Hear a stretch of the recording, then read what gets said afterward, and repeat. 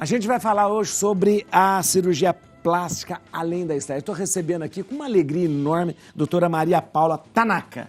Seja bem-vinda, doutora. Muito obrigado, viu? Prazer é meu, prazer é todo de estar aqui com vocês. É muito bacana esse convite. Olha, deixa eu falar. Eu admiro muito, mas admiro mesmo, médicos como a senhora que saem do consultório, vêm à televisão para prestar um serviço dessa forma. Porque é um serviço mesmo, serviço público para tantas e tantas pessoas, né? A gente está falando para o Brasil inteiro, então imagina quantas pessoas que vão agora ter uma informação relevante e importante. Então, muito obrigado por a senhora dispor do tempo da senhora de estar aqui com a gente, viu? Eu que agradeço a oportunidade, porque realmente é muito importante a gente falar da cirurgia plástica como numa totalidade. É porque verdade. Como a gente reduz, né, às vezes, a reduz cirurgia. demais a uma especialidade, a uma única específica área, né? A gente tem um VT agora, a gente vai assistir junto aqui e depois a gente volta a conversar. Veja só.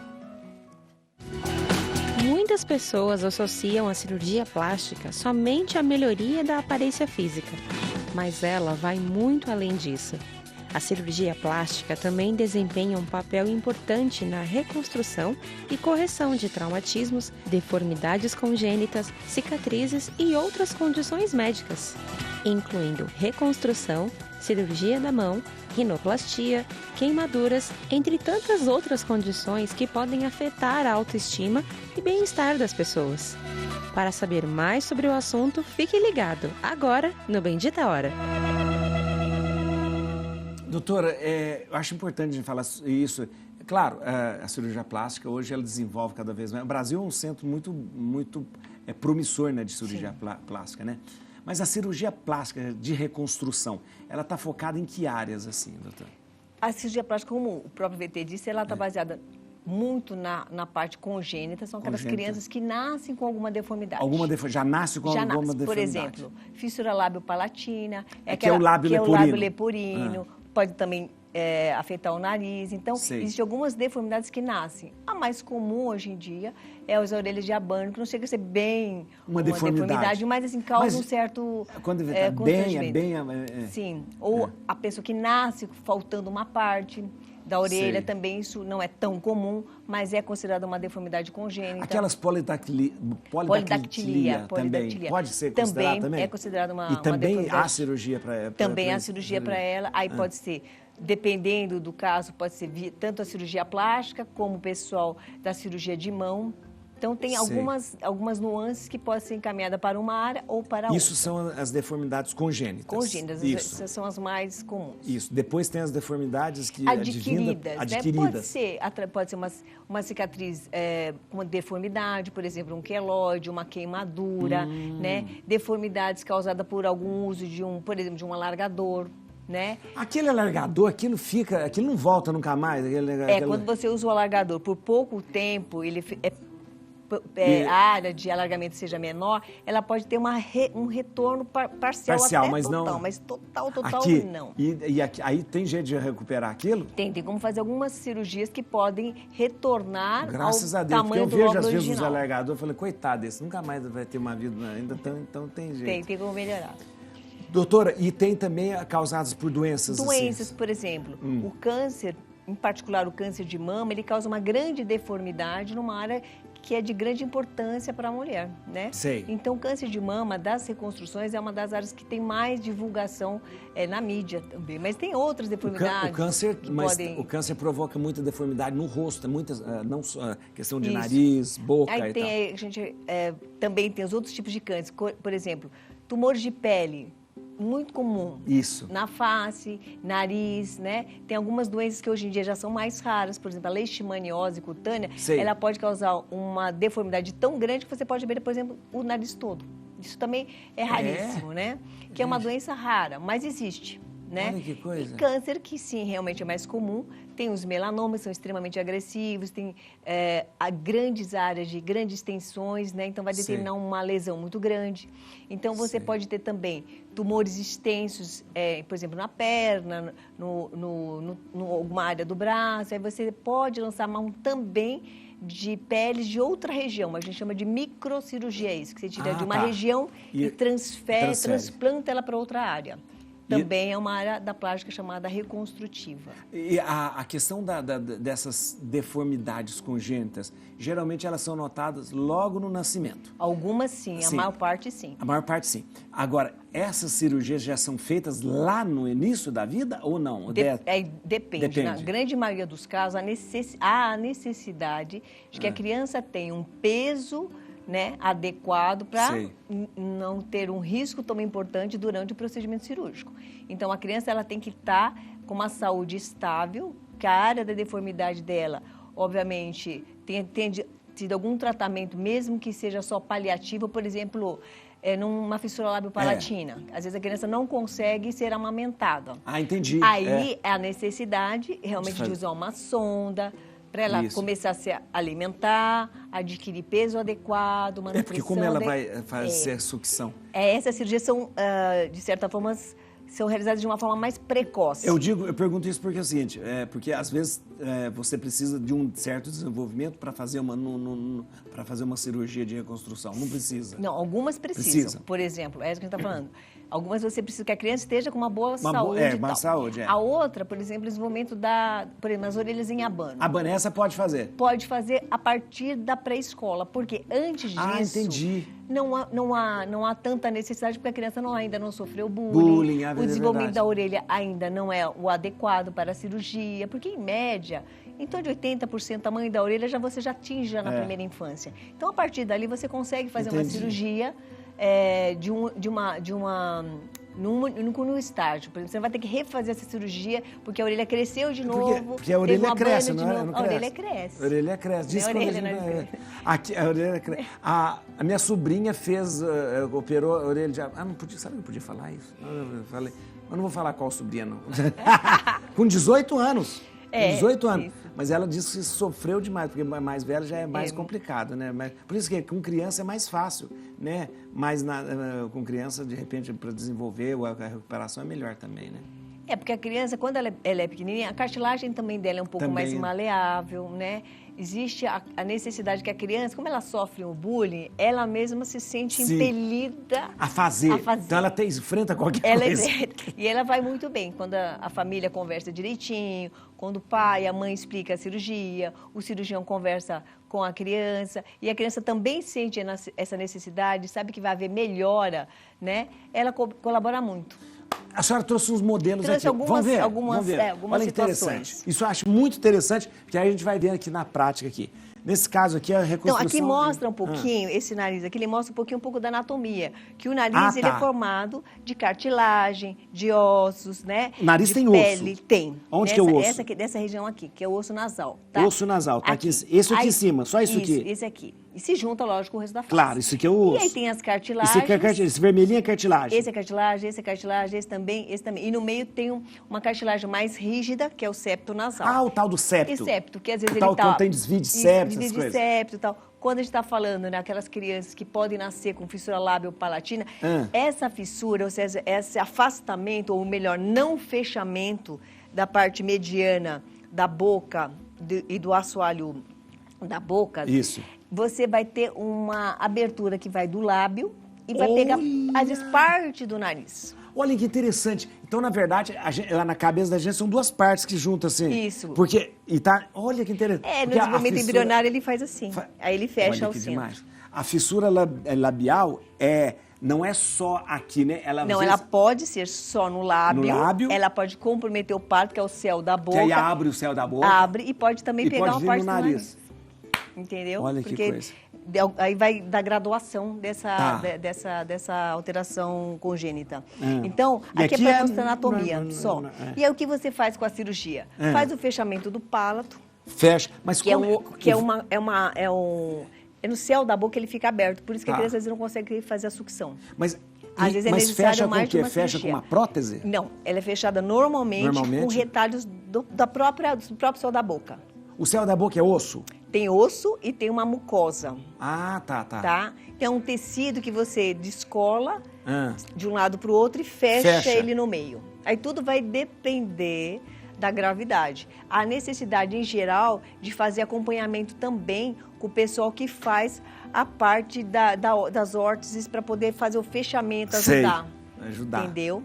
Então você precisa. Isso já, aquilo que eu falou, logo que a criança tiver já um peso, ela já pode fazer para que isso vá, que ela esteja alimentando normalmente, e tal. por exemplo, o palato, o lábio, o nariz, ele tem um desenvolvimento, ele vai crescendo ao longo do tempo. Então, normalmente, não há, é necessário mais de um procedimento cirúrgico para você, conforme a criança vai se desenvolvendo, a necessidade também de fazer alguns ajustes. Porque a cicatriz, ela não vai ter o mesmo desenvolvimento de um tecido não cicatricial. Porque, às vezes, muitas vezes, essa questão de estar aberto até não...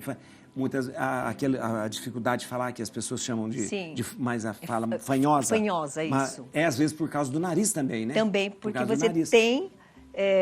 o som, o ar, quando ele passa e você gesticula e faz o ar, na verdade, ele tem um movimento dentro da sua boca e do seu nariz. Quando existe essa abertura, ele começa a ficar mais anasalado. Que é o som mais fanhoso, Por isso que você precisa, no caso das fissuras lábio-palatinas, além do cirurgião plástico, é uma equipe multidisciplinar. Então, você vai precisar da fono, vai precisar do também. dentista, do bucomaxilo, né? Então, você tem uma equipe multidisciplinar para poder fazer com que essa criança faça o desenvolvimento da fala, da sucção, né? Da mastigação seja adequado. Então, começa bem realmente na infância, bem na primeira A gente infância. não fala mais lábio leporino, né? Não é um nome... É um nome que foi caindo em desuso. Em desuso, mas, assim, para as pessoas entenderem melhor, lembrar o que ele é hereditário, né? Geralmente ele passa, eu acho que ele tem uma carga hereditária. Depende de cada caso, ele tem uma característica mais congênita e não necessariamente, entende? Mas, assim... Doutora, e no caso, por exemplo, a gente está falando no caso de uma deformidade causada por uma doença, por exemplo, um tumor, você faz a ressecção, por exemplo, tem um tumor de pele. O mais comum é um carcinoma basocelular, que ele é uma lesão que ela é progressiva e lenta, ela vai crescendo lentamente. O basocelular, o carcinoma é aquele mais leve. É o mais leve. É um tipo mais leve. Que muita gente tem por causa de sol, essas coisas. Esse. Carcinoma basocelular. Mas ele pode também comprometer? Pode, quando deixa muito tempo em evolução. Às vezes, assim, a pessoa fica 5, 10 anos. E aquela lesão, que é uma casquinha que se forma, depois cicatriza, e a pessoa vai, ela queima, ou faz algum tratamento, passa um creminho, e a lesão vai crescendo, até que um momento em que a lesão fica tão extensa que é necessário fazer uma ressecção extensa. E é o chamado câncer mais leve e tal, que não é o melanoma. O melanoma também. Melanoma é um outro, é uma outra característica. É isso mesmo. E assim, ele é bem mais. O melanoma é um câncer bem mais grave. E não é por causa de sol, né? Porque às vezes tem áreas que nem tem. E aí você tem uma extensa ressecção. Então, por exemplo, no caso do nariz, se você tiver uma extensa ressecção, seja por um tumor mais leve ou mais grave, ou seja, houve a necessidade de uma ressecção ampla de tecido. Às vezes você vai atingir a pele, o músculo. Mas há como reconstruir o nariz? Tem. A técnica mais antiga é uma que a gente utilizava o retalho, a gente usa um pedaço da pele da região frontal. Daqui mesmo? É, daqui. E você faz rodar o retalho, chama retalho indiano. Isso é uma técnica mais antiga. Hoje em dia tem outras opções. Mas esse retalho daqui não vai faltar aqui em cima na testa? Então, a região da fronte, a gente tem o tecido, ele consegue se estender bastante. Se for necessário, você pode usar também uma coisa chamada expansor, que é um material sintético, como se fosse uma bexiga. Depois eu mostro quando você falar de reconstrução de mama, que você vai expandindo. O tecido? Você coloca ele aqui por dentro e vai expandindo esse tecido até atingir uma quantidade de tecido. Que interessante. Porque a pele é distensível. Então, porque a própria plástica para rejuvenescer a pessoa é esticar, né? É esticada, a gente tira o excesso. Então, você tira... E a gente pode fazer o inverso. Fazer o inverso. Com uma expansão tecidual. Você estica para poder fazer... Olha que interessante. E essa região é muito boa, por quê? Porque ela tem um osso, que é o frontal, que ele serve como um apoio desse expansor. E essa é como se fosse uma bexiga. Ele vai esticando ao longo, você vai infiltrando o soro e vai esticando, como se fosse uma gravidez, vai esticando aos pouquinhos. E faz um galo aqui na frente. Isso é mais antigo. O mais comum hoje realmente é utilizar a microcirurgia, que ela vai tirar tecido de uma área que vai determinar a cicatriz pequena, pode ser, por exemplo, região da virilha.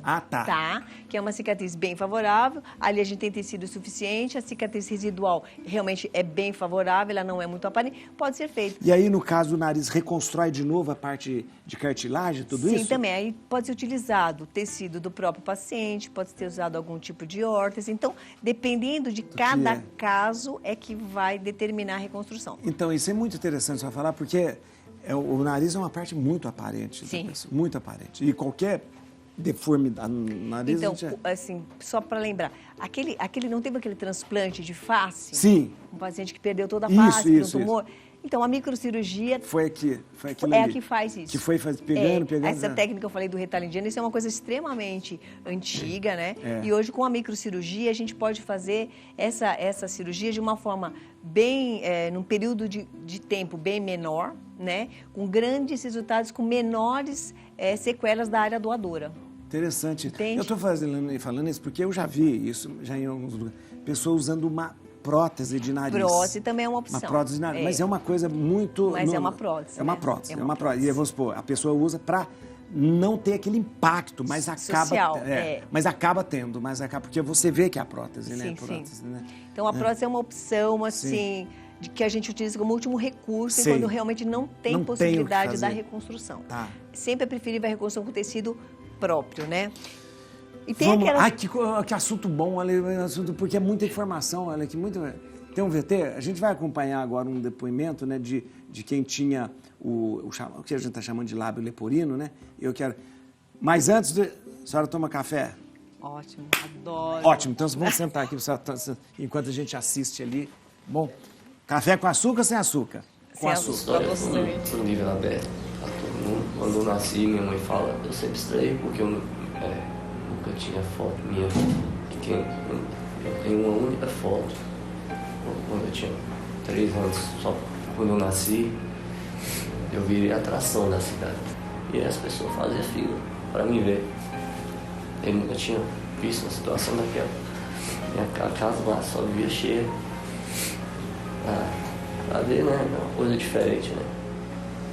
Mas Deus foi bom na minha vida, não posso reclamar nada, né? Só agradecer. Na adolescência tem apelidos, 1 milhão. Bullying, muito. Agora, na adolescência foi questão de relacionamento particular, é muito difícil. Porque se trata da face, é o cartão de visita seu. Então, quando você vai numa festa, numa balada, a pessoa não quer saber suas qualidades internas. Ela vai olhar primeiramente seu rosto, se você já achou bonita, se não. Então isso me atrapalhava muito. Olha que interessante, gente. Você viu, contando o que mudou a vida dele socialmente falando. Nem tá, porque é uma pessoa que recebia bullying, é uma pessoa, de repente, tem a sua vida transformada. Olha que interessante, e isso não incapacita ninguém. O fato da operação dele muito bem feita, a gente estava falando aqui. Tava bom o café? Maravilhoso. Tá, não, só não tomou tudo. Mas aquele ator, o Joaquin Phoenix, que faz o Coringa, ele tinha... Então, mas ele diz numa entrevista que ele não tem. Ele não teve. Isso é só um detalhezinho que ele tem. Mentira, eu acho que é mentira, gente. Mas ele disse que não mentira, duvido. Aquilo não é detalhezinho, diz, né? mentira aqui. É um detalhezinho que ele diz que tem. O charme dele, né? Ele falou, deve estar falando. Doutor, a doutora está trazendo uma informação muito importante. Todas essas cirurgias, elas não são consideradas estéticas. Não. Por isso os planos de saúde, né, os convênios de saúde, todos eles estão previstos nos planos de saúde, no SUS. O Sistema Único de Saúde também tem cobertura. Tem cobertura. Tudo. Então, por quê? Porque não é uma reconstrução estética. Então, realmente, é bom a gente saber. Vamos lá na orelha aqui agora. A orelha e os olhos aqui, né, Sim. doutora? A outra coisa, só para voltar um pouquinho do nariz, é que o nariz também tem os casos de fratura, são os traumas. De fratura. Né? Então, às vezes, num acidente, às vezes, numa briga, alguma coisa assim, você tem o trauma nasal. E uma das coisas que pode ser tratado também são as fraturas de nariz, né? De vez em quando geralmente, quando você quebra o nariz fica torto, né? É isso. Na maioria das vezes fica. Se houve fratura e a fratura ficou desnivelada, né? Ou se não houve um tratamento imediato, realmente ela pode ficar com o nariz torto. E acho que eu tenho um caso aqui só para demonstrar. Torto. Deixa eu ver. Tá vendo? Dá para mudar o nariz, dá? Dá. É aqui o nariz torto. Tá vendo que o nariz tem uma fratura aqui. Lógico, esse nariz entendi. Ele está de uma forma exuberante, mas só para ilustração. É exagerado, para a gente olhar. Para você ver que tem um degrau, tem às vezes calo. Um calo. Né? Às vezes o nariz fica até torto mesmo, ele fica alguma laterorrenia. Então, ele fica lateralizado para a direita ou para a esquerda, ele fica na forma de um S, ele fica sinuoso, ele não fica tão retinho. o dorso nasal. Então, a cirurgia reparadora também inclui trauma. Trauma. Trauma também. Essa região daqui... Aqui, de pálpebra, né? De pálpebra. Cirurgia de pálpebra é mais, assim, considerado como reparadora, mas quando existe a oclusão do campo visual. Quando desce, quando essa pálpebra fica muito pesada, ela desce. Quando você tem uma quantidade tão grande de tecido mole, que chama de pele e gordura, que ele começa a cobrir o campo visual. Que essa dobra na parte superior, ela começa a cobrir o campo visual. Então, porque a pessoa pode fazer uma cirurgia de pálpebra para deixar mais novo, né? Sim. Eu tenho bem coisa. Eu uma hora vou fazer. Aqui, ó. Mas isso não é cirurgia reparadora de... o que a gente está falando além da estética. Além da estética, que é aquele caso que faz a oclusão parcial, normalmente parcial. A pessoa começa a realmente tapar. Começa a tapar o campo visual. Geralmente a gente chama de aquela pessoa que tem uma blefarocalase senil, que é pela idade, né? Idade. A intensidade da flacidez ela vai acontecendo de forma tão importante que a pele começa a cobrir o campo visual. Então a pessoa olha assim, ela vê a pele mesmo, a pele dela cobrindo o campo visual. Aí existe uma indicação para melhora funcional da visão. E tem também um caso chamado pitose. A pitose ela pode ser congênita, ela pode ser decorrente de alguma doença. Então a pitose é a queda, que você vê o olho... a pálpebra superior, a gente costuma subir e descer, abrir e fechar o olho. Algumas pessoas, ela não consegue abrir o suficiente. Ela sempre fica com o olho meio metade. Né? Metade isso é um problema. Que é um problema de saúde, sim. De movimentação dessa pálpebra. Aí tem várias causas. Uma delas... Também, mas a mais comum da pitose pode ser a congênita, porque o músculo que eleva, seu elevador da pálpebra, ele é um músculo que ele faz esse movimento mesmo. Ele abre e fecha, ele se insere na borda da pálpebra, né? E ele é que vai abrir e fechar esse olho. Entendi. É um dos músculos que faz essa função. Sei. Né? O frontal também ajuda.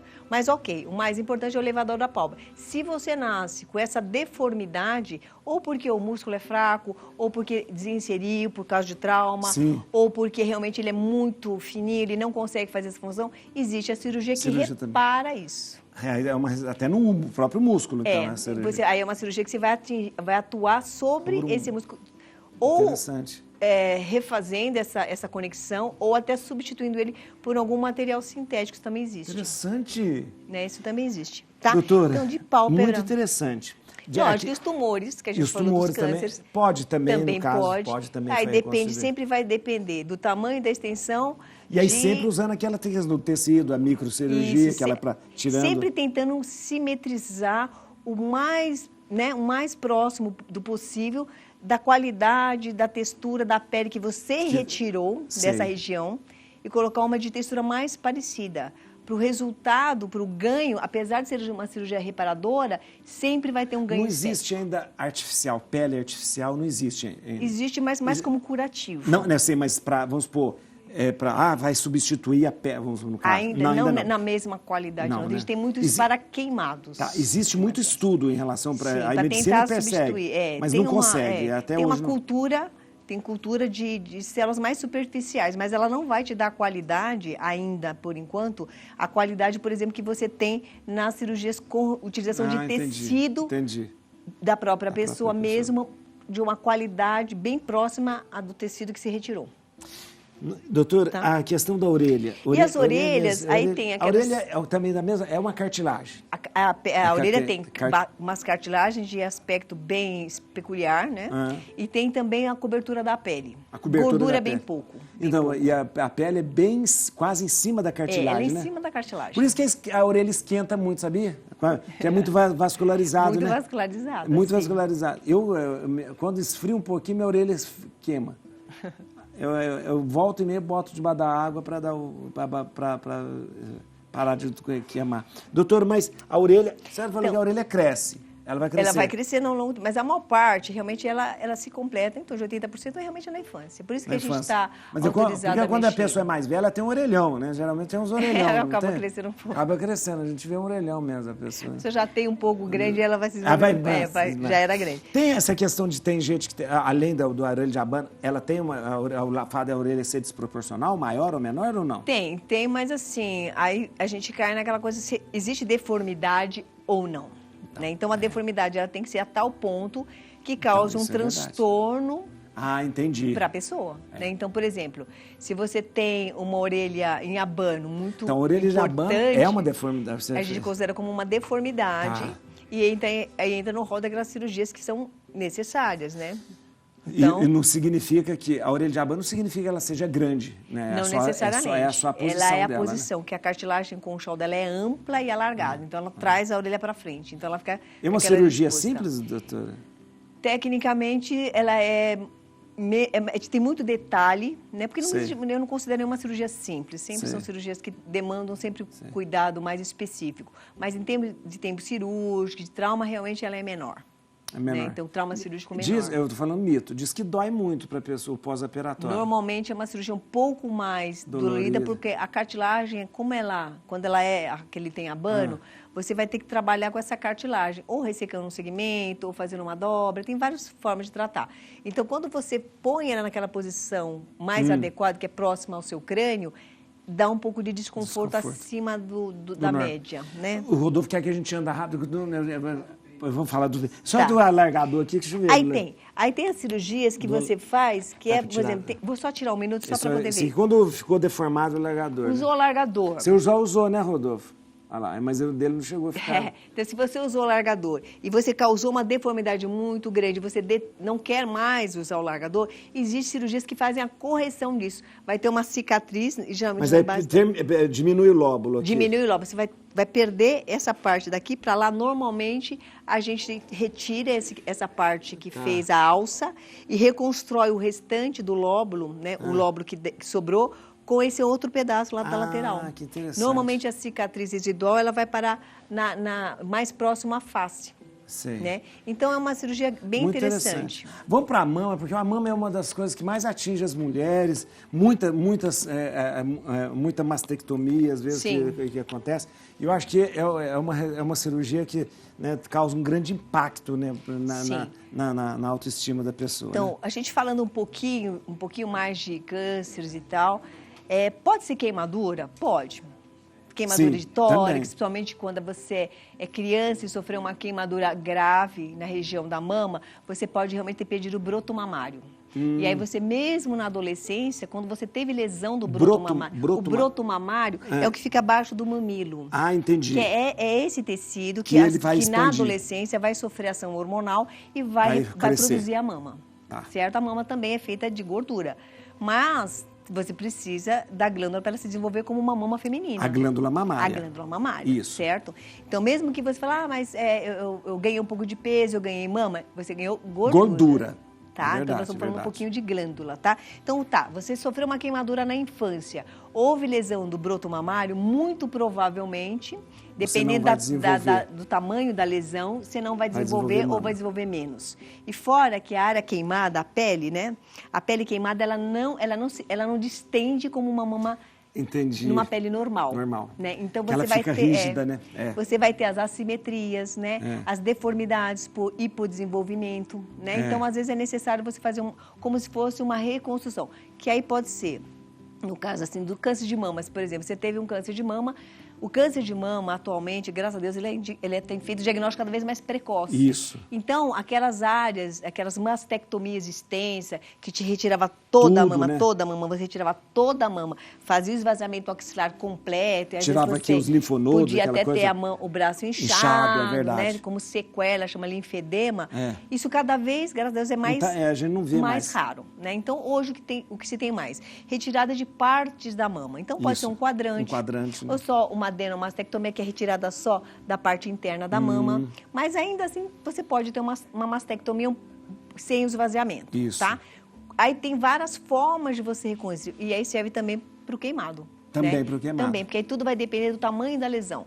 Você pode utilizar a mamoplastia para simetrizar. Por exemplo, você tirou parte do segmento de uma mama do lado direito. Só que a sua mama do lado esquerdo, ela tem um volume suficiente para que, mesmo você reduzindo, ela fique similar ao da outra. Aí você pode tirar. Só faz a mamoplastia. para simetrização. Nem precisando colocar silicone, nada. Não. Ah, meu Deus, acabou, Rodolfo. Mas deixa ele explicar, só para gente.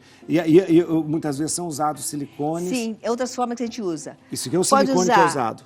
Pele do abdômen, pele das costas, prótese.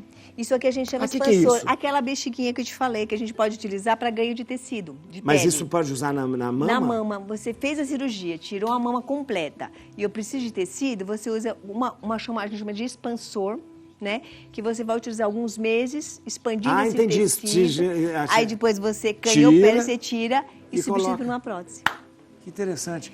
E é interessante, só lembrando que, às vezes, a maquiadora nossa aqui, a Keila, ela faz um trabalho maravilhoso. Ela me mostrou esse dia. Ela faz aquelas micropigmentação. É maravilhoso. E ela faz de novo as areolas.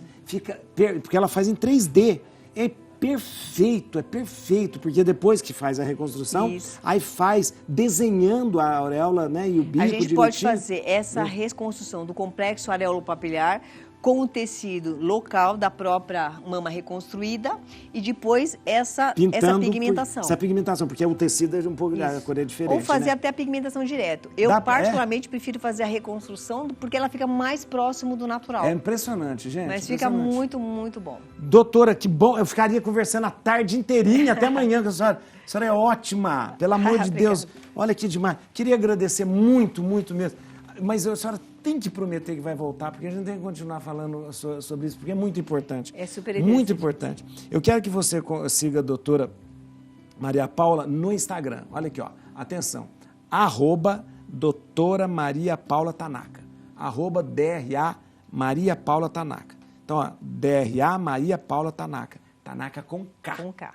Tá bom?